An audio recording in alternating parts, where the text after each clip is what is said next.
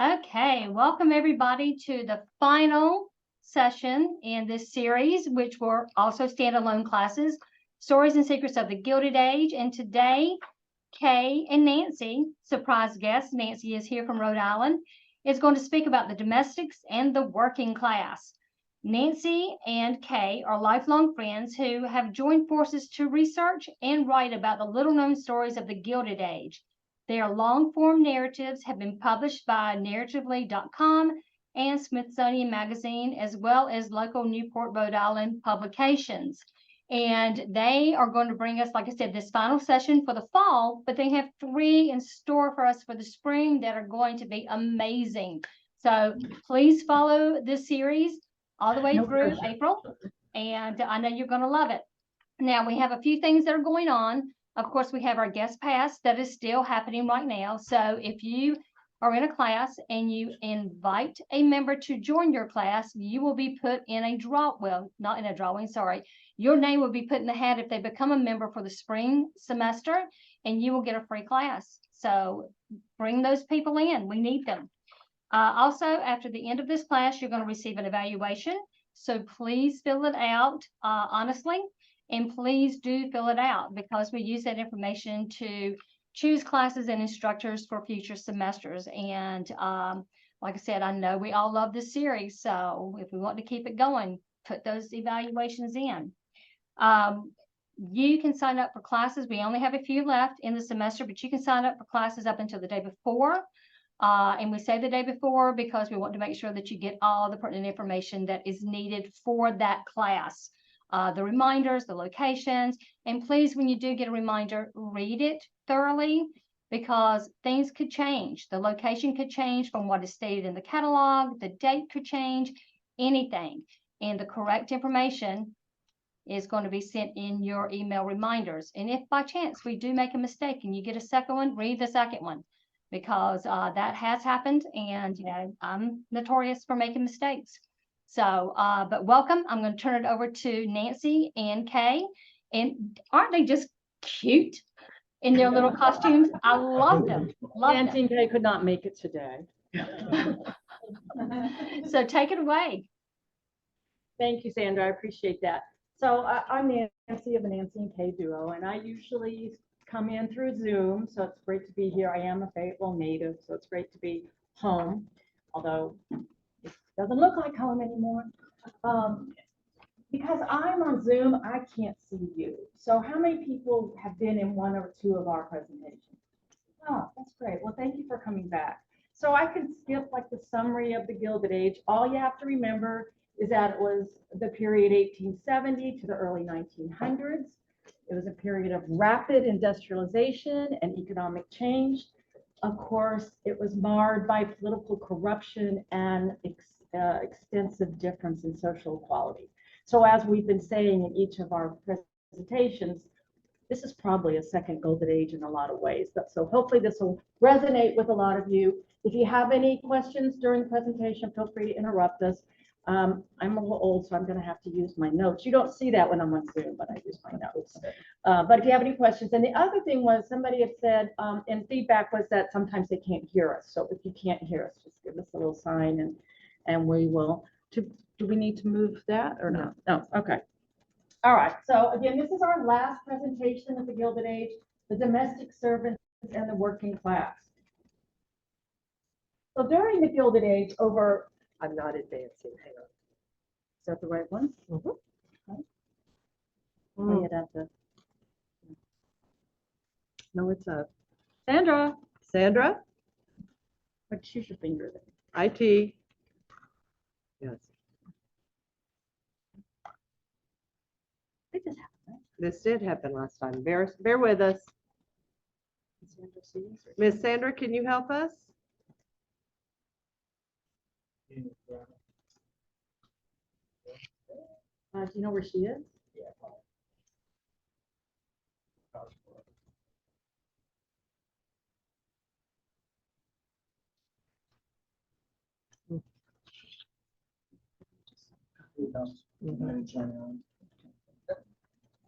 I was just waiting right there. Yeah. I knew something was wrong too. Yeah, we may have to There we go. Okay, let's, Well, I don't think that's gonna, it works. oh, there we go. Okay, thank you. All right.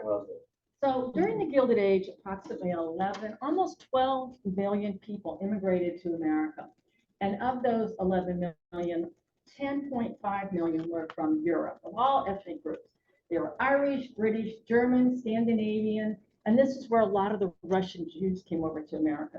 So by 1900, 40% of the immigrants chose to live in the major cities because that's where the industry and the manufacturing was. But one of the largest groups of immigrants were the Irish women that came to New York City to take jobs in the domestic service. And unfortunately, they were considered to be the lowest class of all the immigrants. And so they were given the derogatory name of the Bridges. And this is just a picture of the Bridges. But more than 16% of all of the immigrants to New York were domestic servants like me. And my name is Katie Moran, and I hail from County Cork, Ireland. I came to New York when I was 18 years old in 1902.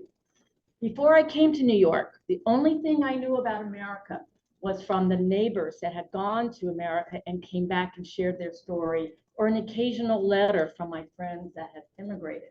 But it sounded wonderful. And I too was anxious to go to America, where my friends told me that jobs way outnumbered the people. Before I left, I knew that there was two things I needed to do. I would need to get references, because before I could get a job or a place to stay in America, I had to prove that I was of good character. So of course, being an Irish girl, I went to my parish priest, and he wrote a letter confirming that I was in church every Sunday and I had a stellar reputation in the community. I also got letters from neighbors, but I knew once I got to America, the girls that had preceded me would also help me with my references. But I also needed a place to stay because, unlike many immigrants, none of my family had yet immigrated to America. So I was told about this wonderful home, the Margaret Louisa home in New York City. And it was built by Margaret Louisa Vanderbilt. So if you've been in our prior talks, Margaret Louisa was a granddaughter of the Commodore, a daughter of Billy. And so she used her money for good causes, like the building this building in the lower east side. It was run by the YMCA, and I could stay there for 60 cents a night, and I could pay a little more for meals, and I could stay up to 4 weeks while I was looking for jobs. If only women looking for jobs could stay at the Margaret Louisa, but they called it the Maggie Lou. So after I got off so after I did all my preparations, I bought my third class ticket to America on the Cunard line. And I started in Queensland, Ireland, and I went all the way across the Atlantic. Took 7 days. And while I was on the boat, I met many interesting people also immigrating to America.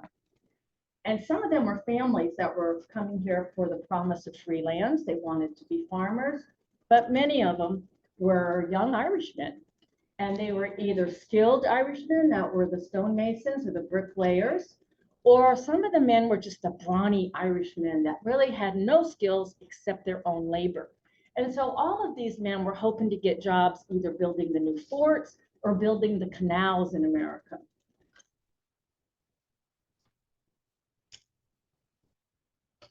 I met two Italian girls named Tessie and Serafina Saracino. They were Italian, and they were going to America with their family, and over the 7 days, we became fast friends. They were going because their uncle had already immigrated to America, and he had gotten a job in the shirtwaist factory in New York. And this is what shirtwaists look like. They were simple white shirts. They were all the rage in America for the young working women. So they'd get this simple white shirt, and they could wear it every day with the same skirt. And then just by changing the ribbons or the bows or the embroidery, it was like a new outfit every day. And there were over 200 shirtwaist factories in New York City, and they couldn't keep up with the demand for this shirt. Their uncle had told them that he would get them a job at the shirtwaist factory, and that they would get as much as $6 a week, but they'd have to work 9 to 12 hours a day during the week. On Saturdays, they'd only have to work 7 hours a day, but they would get all of Sunday off to their own. They even offered to get me a job in the shirtwaist factory. So I kept that in the back of my mind as a possible backup because I really wanted to be a domestic servant. This is where the Saraceno girls lived. This is where their family immigrated. They stayed with other Italian family members. And this was the Lower East Side in New York. And as you can see, these were the tenements where the immigrants gathered in the Lower East Side. So after I settled into the Maggie Lou, got off the boat, I went with all the other Irish girls that had just gotten off the boat to the newspaper office. And there I put in a situated wanted ad. And that's my ad right there, Irish, young, lately landed. And I was looking for a job really as a chambermaid, but I would have worked as a waitress if that was the only thing available. But at the end of the day, the best part of the day while I was waiting to see if anybody would respond to my situated wanted ad was gathering in the Maggie Lou common room. After dinner, the girls would all get together and we would talk about our job searches, and then we would have friendly arguments about which jobs were the best. Now, the pretty American girls, they wanted to be shop girls. Yep, like the new department store Macy's. And so they would get a job selling gloves or clothing or housewares. And they bragged that the shop girls made the most money of all the girls in New York City. And they also got the greatest independence because they only had to work 5 days a week. But the other immigrant girls that weren't interested in being domestic servants, of course, they would never be considered for shop girls. They weren't pretty American girls. But they were interested in working in the factories like you see here, because again, the salaries were more than domestic servants and they had more independence because they had more time off. But I reminded them that if they got sick, either as a shop girl or as a factory girl, they wouldn't get paid. And that most of their wages, even if they made more wages than domestic servants, were going to be taken up in room and board. And as a domestic servant, if I got sick, I still got my weekly wages. And if I got really sick, my family would provide a doctor for me, something that they wouldn't have access to. And of course, as a domestic servant, I had free room and board. The arguments always ended with a discussion about which job would make us find the best husband. Now, there were some American girls that were better educated and better trained, and they were looking for jobs as teachers or as nurses, but they didn't bother to engage in our conversation. And they were out of the Maggie Lou within a couple days. So I would always go back to the newspaper office to see if anybody had applied to my ad. And people did apply to my ad. But unfortunately, the people that applied to my ad were small families that they didn't want a housekeeper. They wanted a housekeeper, a cook, a laundress, and a governess for very little pay. And usually they weren't willing to give me somewhere to live. So I started to get discouraged and I thought, maybe I'd visit my friends, the Saraceno sisters at the factory, and maybe I could work there. But when I got there and I went to the 9th floor where the Saraceno sisters work, this is what I saw. The women were sitting close, side by side in these long tables, and they were sewing these shirtwaists all day long with very few breaks. And in the corner of the room were children that were cutting the strings off of the shirtwaist with little tiny scissors. Now, once the shirts were manufactured, they sent them up to the 10th floor, which was the showroom where the public would come and buy the shirts. So I thought, well, maybe I could be a salesperson that could sell the shirts to the public. But guess what? You had to be a salesman. So I couldn't do that job either. So now I was getting very discouraged. But the other girls suggested that I should go to an employment agency. They also called them intelligence bureaus. And the reason I hadn't gone before is it cost 25 cents just to get an appointment. And if they got me a job, I would have to pay them 10% of whatever salary I got. But I was told this was the best way to get a job in a mansion in New York City. So I paid my 25 cents and I went and met with the employment agency. Now, he had asked me what kind of job I was interested in. And I said, I want to work with one of the big mansions. So he pulls out the sheet that you see in front of you, and he explained to me what the jobs were in the homes. And I said, oh, I want to be the housekeeper. And he kind of shook his head and laughed and said, the rich were happy to hire Irish girls like me straight off the boat, but only for the invisible, dirty work of running their mansions. For the more visible upper tier jobs like butler, housekeeper, the head housekeeper, cook, and the lady servant and the valet, only the best would do. And that meant they had to be of European descent. And most often, the master and the mistress of the home would hire these upper tier servants while they were in Europe. They would steal them from other aristocratic homes. So he kind of laughed and said, no, you're not going to be the housekeeper, but I do have two jobs that just came in this morning. The scullery maid and the laundry maid. That didn't sound very good to me. And I said, I don't know. And he said, these jobs will get snatched up in a minute because they are at the home of Cornelius Vanderbilt II, another grandson of the famous Commodore. You need to sweeten the deal, he said. If you get hired by the Vanderbilts, you'll get to go to their home in Newport, Rhode Island, the Breakers, for 10 weeks during the summer season. So I said, okay, I'll give it a try. So he sent me directly to their home. And this is the home of Cornelius Vanderbilt II in New York City. You might recall it's the biggest home ever built before or after Cornelius II in New York City. It had 150 rooms, and they needed 37 servants to run their household. And you can see here, these are the census from the household. All of their help are European. No Americans were hired by the Vanderbilts. So I went to the Vanderbilt's house. I went to the servants' entrance because I wasn't allowed to knock on the front door. And I knocked on the door, and the door was opened by a gruff old man.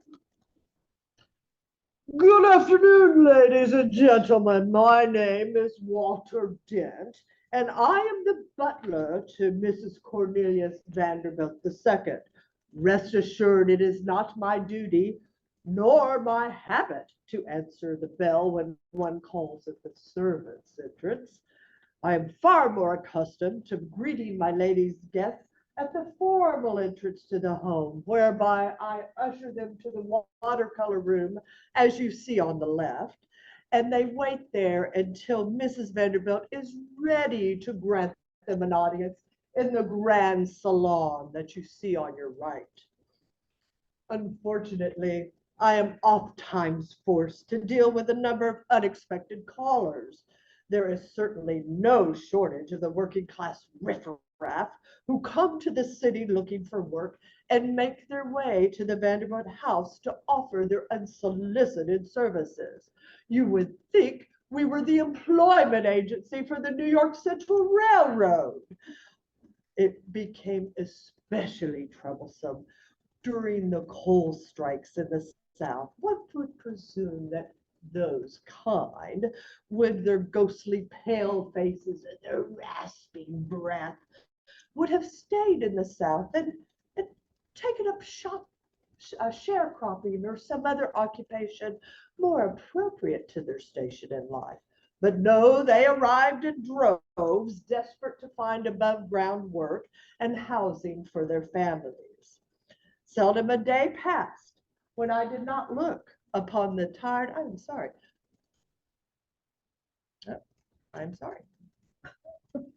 There we go. Seldom did a day pass when I did not look upon the tired, worn face of a disillusioned man grown weary from his tedious labor in the factories or the steel mills, or stare into the eyes of a strapping young buck fresh off the boat who had yet to make their way to the plentiful work to be found in constructing the rails, building trades, or at the docks as a worker. Instead, they hoped to apply their unskilled labor to the menial tasks in and around the Vanderbilt home. Our city, nay, our country, was full of these men, those that still had hope and those who had all but lost it. But I digress. On this particular day, the lady of the house was in mourning over the recent death of her beloved husband, and had taken to her bed under the watchful eye of her lady's maid. Realizing my attendance would be unnecessary in the main level of the house until the formal evening meal, I took it upon myself to retire to the lower level and supervise the first and second footmen as they polished the silver and rid the crystal of any specks of dust. As the butler, I oversee the Vanderbilt residences. In every household with any pretense to fashion, the butler is an imposing figure. And as you can see by the sheer enormity of the New York City home, my tasks were many and of the utmost importance in managing the residences. First and foremost, one's dignity must never be impeached. I am required to have impeccable management skills as I oversee the male members of the house, male staff members in the household. My handwriting must be precise as I conduct the correspondence on behalf of Mrs. Vanderbilt. And I take care of all the bookkeeping involving all the household expenses. Now, I did not begin my years of service as a butler. That would be absurd. It takes years of training, and dare I say it, a certain pedigree to rise to the level of managing a household as grand as the Vanderbilts. I hail from England, as most butlers do, Wales more precisely, but I started my training in England as a third man, otherwise known as the junior footman. From there, I rose in rank to the second man or the senior footman, a position in which I served gallantly for many, many years, before becoming the butler I am today. Now, it was certainly known amongst those of us who were qualified that the nouveau riche beau monde in America were rather desperate to emulate the British aristocracy. One need only look at their resolve to replicate the finest homes of the European upper crust as evidence.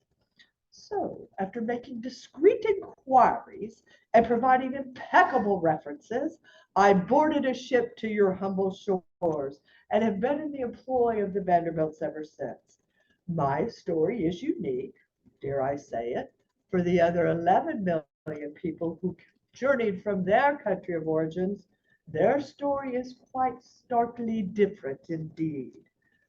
And I digress again. As I happened to be in the closest proximity to the service door that day, I permitted Miss Moran to enter and escorted her to her interview with the head housekeeper.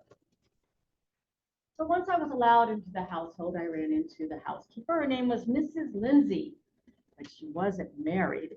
The housekeepers always went for the title of Mrs. as a sign of respect. And she greeted me wearing a long black dress with all the keys of the house. Now, the housekeeper was one of the most important positions in the house. And it wasn't unusual, except for the butler. And it wasn't unusual for these choice positions to be held by the same person throughout many years. It was a housekeeper's job to get up early and to check the work of all of her staff by running her finger over the windowsills and over the picture frames and checking all of the rooms to make sure that the house was running as a finely tuned machine. She commanded the large salary of $50 a month. Of course, it was secondary to the butler, who made $65 a month. Right. But she also had the task of making sure when the guests came to visit that their trunks were unpacked and they were put away. When the family went to their other house, her job was to pack the silver and the valuables and make sure they got there safely. Finally, it was her job to hire and fire all of the household staff except for the staff under the butler. So she first took me to the laundry room where I met the head laundress. So I could be considered for a laundry aide. And the head laundress showed me all the sinks, a long line of sinks, where mainly it was linen and bedding and uniforms. Of course, we would never wash the master and the mistress clothes in the house. And we put the laundry in the sink, and then that funny looking contraption in the corner was the agitator. And I would use that to shake off the soil on the clothing. And then if I had to, there was a scrub that I would use. When all that was wet and clean, you'd hang them in these tall drying racks inside the house.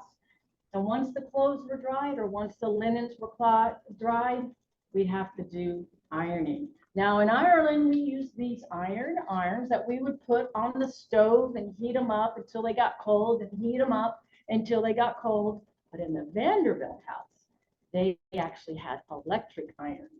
But the head laundress looked at me and said, very hard job, very long hours. You have to stand all day with few breaks and you have to be very strong. So she told the housekeeper she didn't think I'd make a very good laundry aide. But there was still one more position to be considered. And the housekeeper took me down to the beautiful Vanderbilt home. And I looked in their kitchen and I was in awe. It was the largest room I had ever been in. It was all these copper pots, the oven, and I was so excited at the thought of being able to work in the kitchen. But the housekeeper went, no, this is where you work. And it was in another room off of the kitchen. And you can see a scullery aide had to work only by the sinks. And my job, of course, was to wash all the pots and pans and glasses and plates that were used in the preparation and serving of the food. Here's an example of the beautiful, I don't know if you've ever been to Newport, I digress, but the beautiful china that the Vanderbilts own. You can see it has a V for Vanderbilt and then the initials of whatever child that this is William K's and Cornelius's. So my job was to wash all of the china, the stemware, the copper pots, and put them back where they belong. So the housekeeper thought I could probably do the job of a scullery maid, and that she would consider me for promotion if I never broke anything, if I got along with the staff, and I kept my station clean, nice and clean.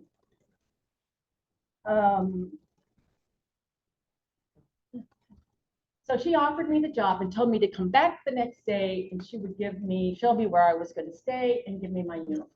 And so this picture right here is where we stayed in Fifth Avenue home. And you can see here is where the servant section of, and the picture next to it is the breakers. And we went to the breakers, we stayed way up here above the 3rd floor.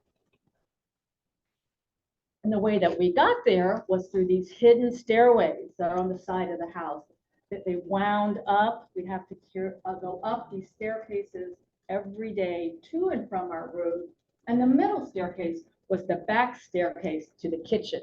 So nobody could see us going in and out of the kitchen. Now, being on the top floor in the attic, it was very dark. And if they didn't have skylights, we wouldn't be able to see when we were walking to our room. But both of the homes had these beautiful skylights cut in there so we could have some natural light. And here's the room that I shared with Nora Shea at the Breakers. She was another recent Irish immigrant. And you can see my bed was iron, as was Nora's. And our mattress was only this thick, but it was better than what I had at home in Ireland. And my bed was closest to the window. So I got a lot of the light. Of course, the servants didn't have their own bathrooms. We had to share a bathroom, and this was the bathroom that they had in the Breakers also. I was expected to work 6.5 days a week, and I would only get half a day off on Sunday. And I couldn't have any guests or friends, and certainly no followers, boyfriends, right?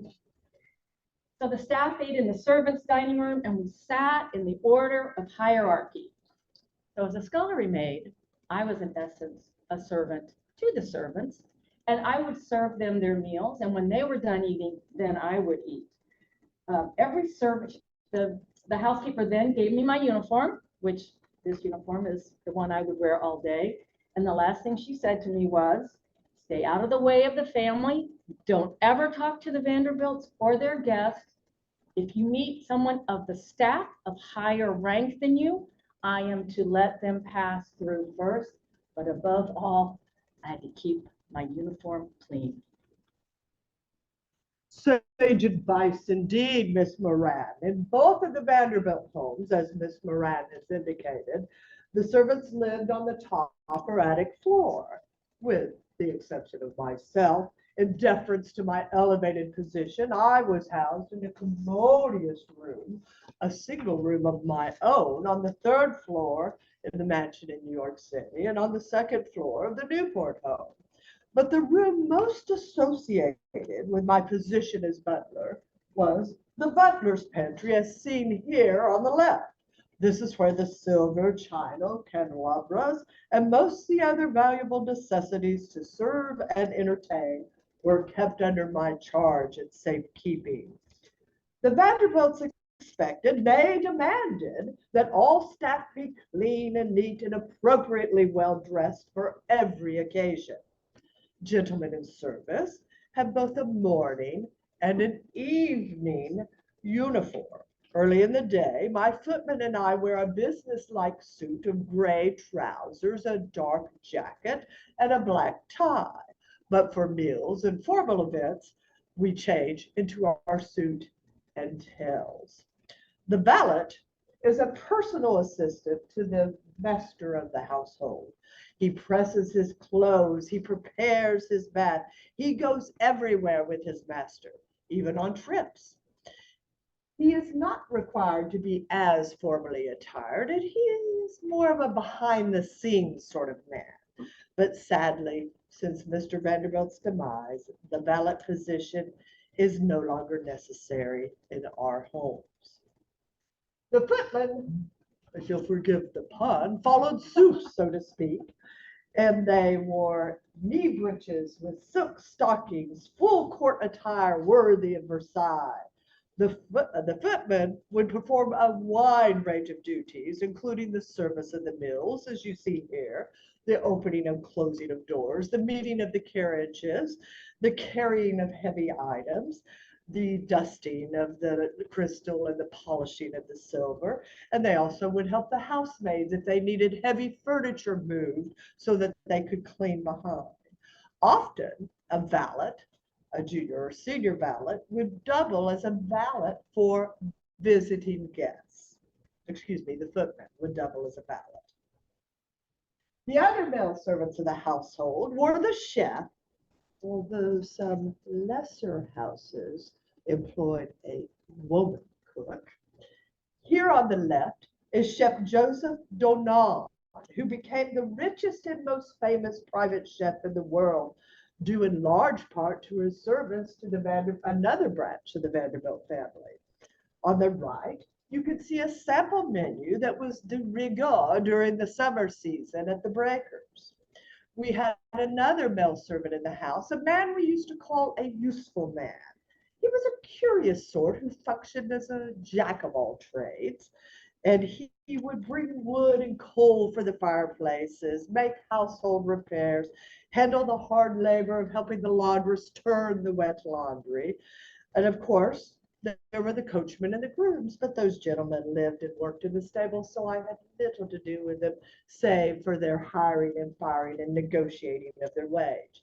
Yet they too were attired in the Vanderbilt finery, as you see here from the coats on display in the picture above. So after working as a scullery maid for several months, I'm happy to say I was promoted to the chambermaid. And as a chambermaid, my job was to get up really early and clean all the rooms that were assigned to me, as well as the hallway and the stairs. And here's some of the equipment that helped me do my work. When I first came, I had to beat the rugs with just a wooden paddle. But then eventually we had a mechanical broom that I could push like this. And then I'm happy to say the Vanderbilts eventually got an electric vacuum cleaner. So after that addition to the household, my job as a chambermaid became much easier. But even though I was busy during the days doing all of my work, I had to be available to the butler or the housekeeper if they ever needed me. Well said. And all in all, there were 3 different forms of communication between the servants in all houses. Call buttons were installed by the sides of each bed in every room so that they were within arm's reach of any resident or guest who needed to fetch a servant and for any service available in the home. The Annunciator was an electric bell call system that got its start in the hotels in the late 1860s, as you can see here. One need only push a button and an electric signal would drop down from a central call box, causing a tag to drop, indicating exactly what guest in what room required service. Now, the Vanderbilts, being as wealthy as they were able to purchase an inter-house communication system that you see here that allowed the residents to call from one part of the home to the other to express their needs, like the need for renting a carriage for a ride.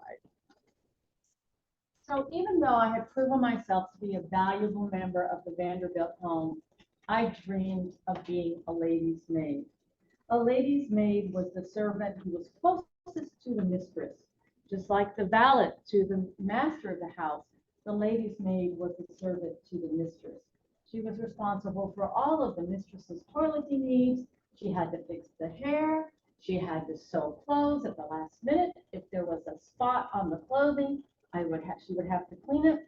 And again, she was European and she had to speak multiple languages, but she always had to speak French so she could travel with the lady to Europe.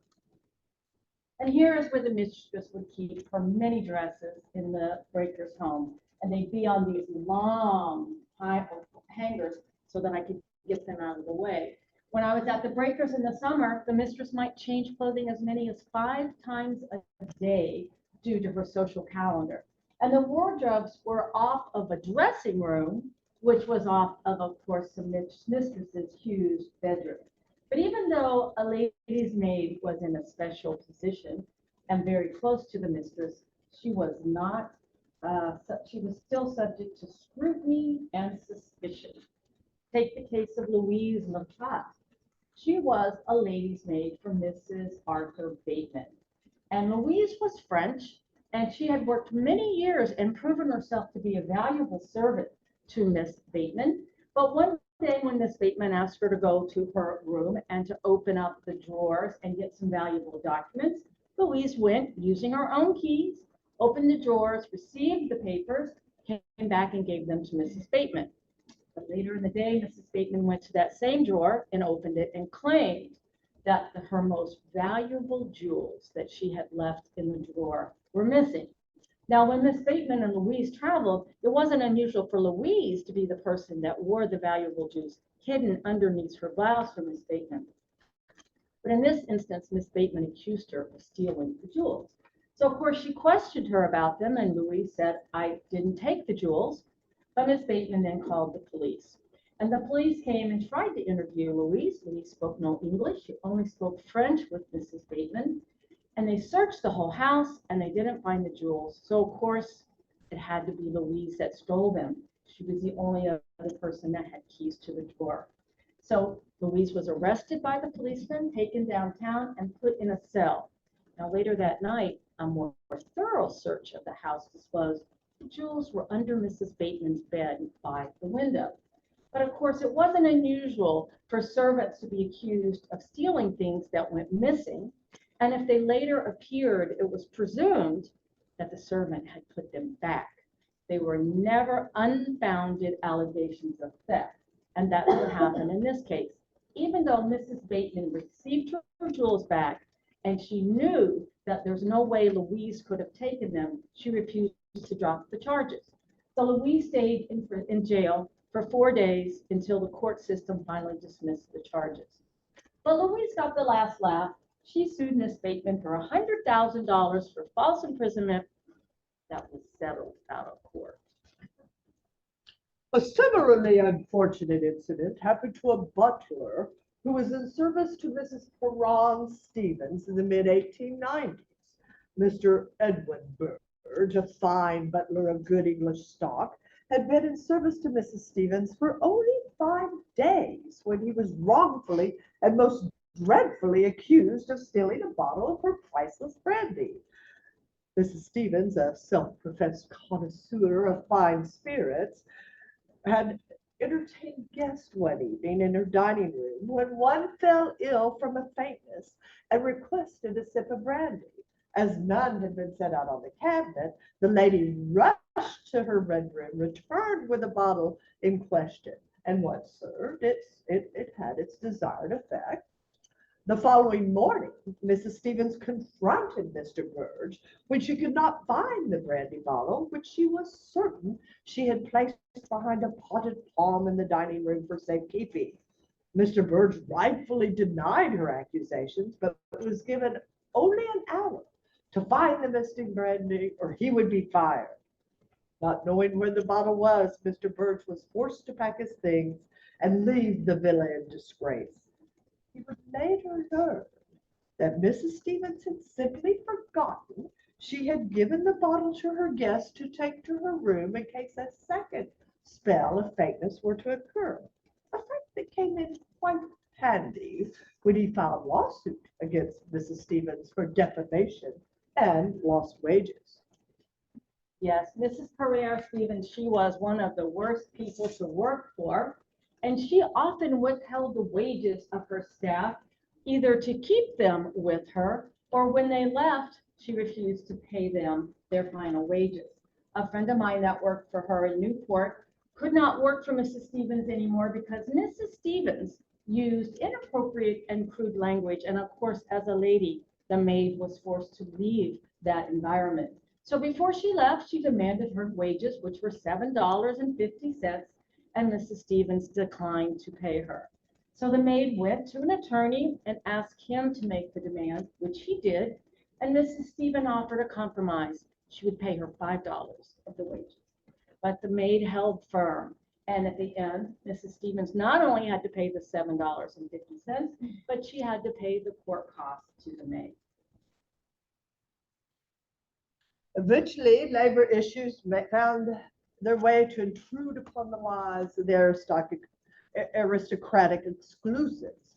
One need only look to the servants' strike at the Elms in Newport, Rhode Island in 1910 as a perfect example. Though they received the best wages in Newport, the master of the home, that dastardly coal magnate, Mr. Edwin Berwin, and his wife entertained constantly and on the grandest of scales during the season, and demanded that every member of their staff work 7 days a week, from the rising of the sun to the going down thereof. When their request to have just a few short hours of leisure every week to counter their 18-hour workdays was summarily dismissed by Mr. Berwin, the entirety of the staff, every one of them 60 strong in a double marching column, walked out of the Elms in protest and were immediately fired by Mr. Berwin. The mere fact that an English butler, such as Mr. Dooley in this case, considered to lead this strike shows just how overwhelming their dissatisfaction was with their working conditions and their hours. Though Mr. Berwin replaced every member of his staff within 48 hours, his troubles were far from over. Soon after, during an evening meal with several prominent guests in attendance, a terrible altercation took place, and it caused a footman to lose one eye and left the butler's pantry in the home looking more like a slaughterhouse than the room of a richest coal magnate in America. The second strike took place immediately after, when the new butler and several other members of the household departed, and all of these who had leapt to the defense of the footman departed the home. They cited this incident as sufficient reason to walk away from their employment. Although between you and I, there were ongoing troubles, and many of them caused by Mrs. Berwin's pet monkeys. These strikes would eventually cause servants and other grand houses in Newport and New York to do the same when conditions warranted. I'm happy to say that in the Vanderbilt house, we never had any strikes, and we were all pretty harmonious working for Miss Alice Vanderbilt. And I continued working there until her death in 1934. And at the time of Mrs. Vanderbilt's death, she remembered all of her loyal servants in her will. For servants like me that had been working for more than 5 years, we got $1,000 for every 5 years of service. For any servant who had been there 3 years, at least 3 years, but less than 5 years, she gave them a $500 bonus. But I retired off of that money and my life was very happy, but I couldn't help thinking back over about my friends, the Saraceno sisters. Did they have as happy a life? Did they marry? Did they retire young? Well, unfortunately, they went to work for the Triangle Shirt Waist Factory. And in 1910, there was a fire on the 8th floor of the shirtwaist factory, and the sisters were working on the 9th floor. And so they tried to escape through the stairway, the door to the stairway, but it was blocked. They tried to go down the fire escape, but it had collapsed because there were so many people using it.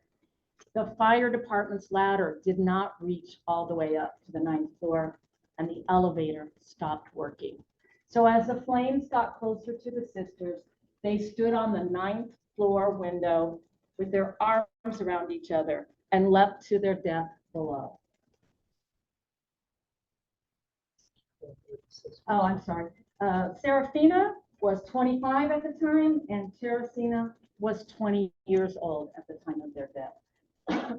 After this tragedy, this woman who was, you must recognize her if you've been in a, Miss Alva Vanderbilt Belmont at this time, she was very instrumental in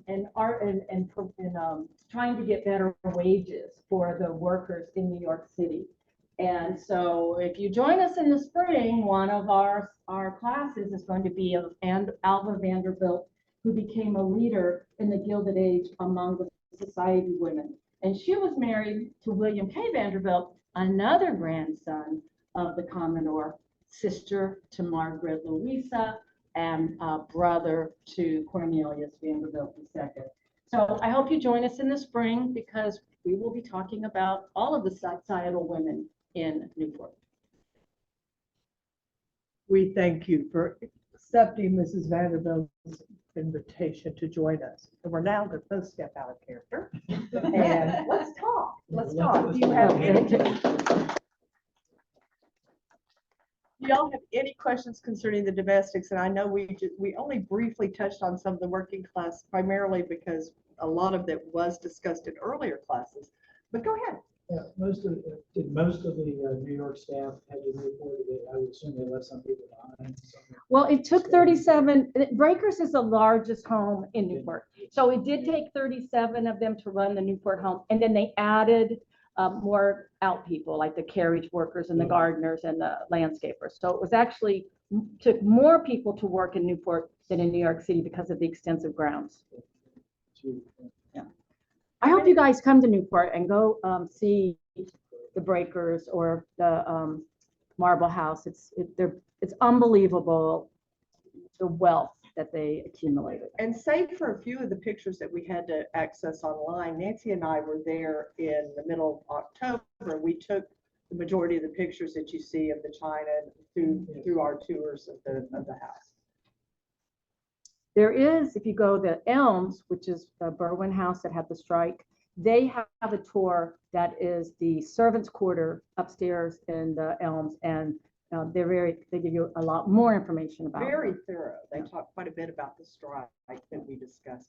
Do know that the Saraceno sisters are real. They're real people. Katie Moran was real. When you went on that screen, we actually showed you her coming in on that ship that we discussed. So. And if you're interested in more about the shirtwaist factory, the Triangle Shirtwaist Fire, there's actually a website that has the names of all of the people that died, and they're all immigrants. A lot of Russian Jews, believe it or not, were working there at the time. Which, as you can see, we actually have the United Hebrew Trades of New York as one of the major people who were striking and wanting better conditions for the workers as a result. Yes, sir. I noticed the dinner picture from The Gilded Age. The Gilded Age. Curious, what are you doing? Is anybody watching the Gilded Age? Okay, Yeah. so Mrs. Perrin Stevens, if you watch the Gilded Age, they make derogatory reference to the potato something about the Potato. wife of a potato, her father was a potato farmer. I don't know. They don't use the real names, but that's a derogatory reference to Mrs. Perrin Stevens because she was the daughter of a greengrocer. Now he became wealthy, but when she married Perrin Stevens, whose his wealth came from hotels, And liquor. yeah, he was 25 years older than her, and she also had a dollar princess. Her daughter was a dollar princess, but she was a terrible, terrible person. If you didn't get the gist of it, to her employees and in general. And She had was a- sued regularly. I mean, we Yes. just found two Yeah. as an example. But she I think was it's the sued potato farmer's daughter. If you watch the Gilded Age, that's who they're talking about. That's Miss Perrin. So what do you think of the show? Neither of us. Don't watch it. I haven't seen it.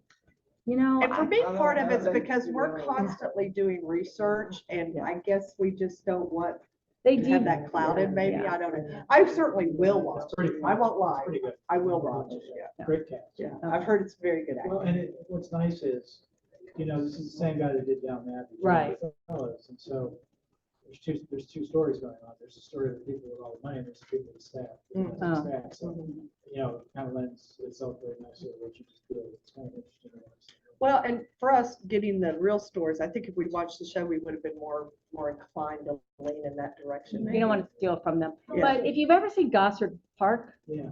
that was written by Julian Fellows. Fellows, yeah. To me, that is the best upstairs, downstairs movie. Or if you've watched the old PBS series Upstairs, Downstairs, which is available on BritBox, or used to be. I know I went through a period, watched all 7 years of it, I think. Yeah. It's phenomenally well done. Oh, Oh, Down Abbey as well. Yeah, yeah. Yeah.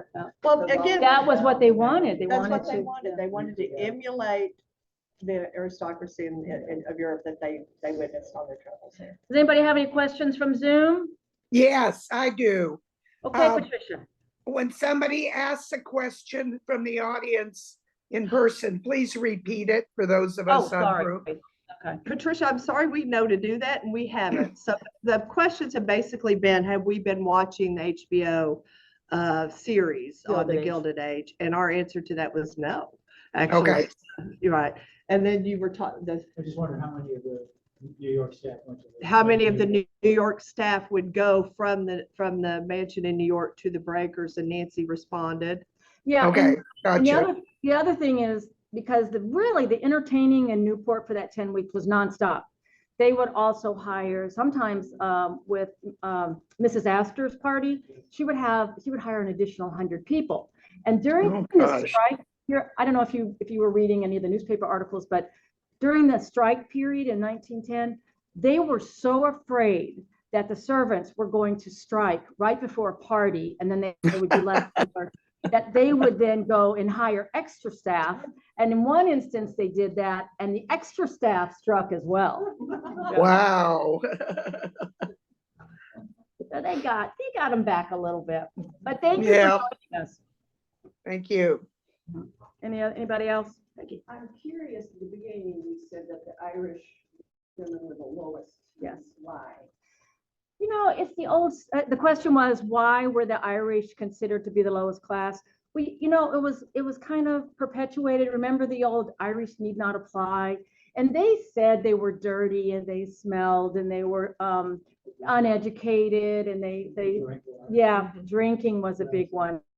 So it's probably more stereotypes than reality, but they got that reputation. And interestingly, I don't know if you noticed this or not, but none of the wealthy mansions hired African Americans or Americans, black or white. They only wanted European, and they probably paid the Irish girls such little salary that they did come right off the boat. Tremendous amount of turnover, because if they paid $1 more across the street, there was no loyalty, because you didn't get to know the family as a scullery maid or a domestic maid. So you had no loyalty to these people. It was all about getting time off and the Berwyn strike, it really was because they got no time off. And when they approached him first, before they walked out, they were trying to negotiate. Mr. Dooley, the butler, Mr. Dooley, was trying to negotiate. He just absolutely said, that's too bad. He said, you're ungrateful. You're the most Yeah. well-paid. You're the most paid staff in Newport. And they're like, we're not asking for more money. We just want, because the big thing to do in Newport if you ever go to Newport, there's these steps that go down into the water, and all of the Irish servants got half a day on Sunday off, and they would gather down on the steps and dance, and that was Have their dances and Irish music. which they do in Newport every year. They commemorate it one They day. they in summer. replicate it like in May of Right. every year. And so they weren't able to socialize, and they're like, we give up the money just to be able to get out of this house. And Berwin, we talked about him briefly in the very first presentation, where he wouldn't negotiate with his coal miners either. If they went on strike, then he would just bring on he was a very bitter, tough man. I remember, I don't know, I was watching a documentary on domestic service. I mean, it was about in Britain, but it was the Same thing, yeah. Yeah, I mean, and that, I'm like, they would freak out if the servants just asked for clean linen. Yes, right. You know, like the basic things that, you know, they'd be like, "Well, we can't do that." And you gotta remember, the Vanderbilts were the nouveau rich. So they weren't that far removed from where the servants were. And so they had to put this artificial, we're better than them, where we, you know, you don't deserve this, we deserve this. Whereby the Astors and Yes. others probably were much more difficult to deal with Yeah. by assumption. Although Mrs. Astor was, and she's prominently displayed, and they don't paint her very pretty either in that, yeah. The children also. Nice, though. The Astor I mean, children. all the children in the show seem pretty recent. It's their parents, you know. I wonder if they're gonna cover her, the son, you know, her son died in the Titanic. I wonder if Yeah. they're gonna cover that. I'm not sure what's going on, but yeah, Yeah. it's kind of interesting. All right, well, come in the spring, we're gonna do the Society Women. We have 2 stories that we wrote that were published that we're gonna present. One is a murder in Newport, and another one is a murder in Philadelphia by a Newport woman. So, thank you. Thanks again. We appreciate y'all being so loyal and coming each time.